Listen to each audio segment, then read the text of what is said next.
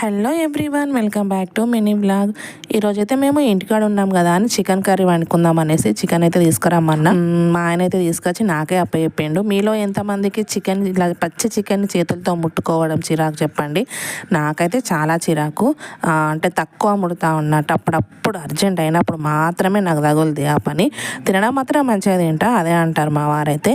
తినడం మాత్రం మంచిగా తింటావు, ముట్టమంటావు అనేసి. చికెన్ కర్రీ వండే పని నాకే పడింది అన్నట్టు ఈరోజు ఎందుకు ఇంటికాడ ఉన్నామో తర్వాత చెప్తా, ఓకేనా. ఇక్కడ చికెన్ అయితే చాలా సింపుల్గా చేసిన. ఆయిల్లో ఆనియన్స్, పచ్చిమిర్చి, ఇంకా కొంచెం మెంతికూర యాడ్ చేసిన. ఆ తర్వాత బగారాకు వేసుకొని చికెన్ వేసేసుకొని మధ్యలో అల్లం వెల్లుల్లి పేస్ట్, కారము, పసుపు వేసుకొని మంచిగా ఉడికించుకోవాలి. ఏమైందంటే మా ఆయన ఏమో పని చెప్తే మధ్యలో అడుగంటుకుంది. తర్వాత వాటర్ యాడ్ చేసుకున్నా. ఇక్కడ చూస్తున్నారా, ఇందుకోసమే ఉన్నామన్నట్టు మేము ఇంటి దగ్గర ఓటు వేయడానికి. మున్సిపల్ ఎలక్షన్ కదా, మాకైతే ఇక్కడ ఓటు ఉంది అన్నట్టు. సో స్పెషల్ సీఎల్ ఇచ్చారన్నట్టు. ఓటు వేసొచ్చి ఈ పని అయితే చేస్తున్నా అన్నట్టు. ఇక్కడ చికెన్ అయితే మంచిగా ఉడుకుతా ఉన్నది. తర్వాత ధనియా పౌడర్ యాడ్ చేసిన 3 స్పూన్లు.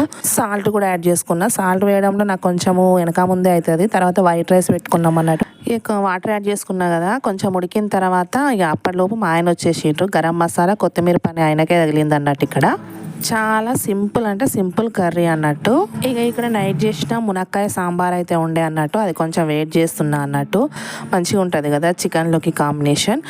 ఇంకా ఇక్కడ వైట్ రైస్, ఇంకా చికెన్, సాంబారు. టేస్ట్ అయితే ఏమన్నా ఉండేనా, ఏకదమ్ ఉండే. నాన్ వెజ్ లవర్స్కి ఇంతకు మించి ఇంకేం కావాలి చెప్పండి. ఇదండి మా లంచ్ ఈరోజు. మరి మీరున్న ఏరియా మున్సిపాలిటీనా, గ్రామ పంచాయతీయా?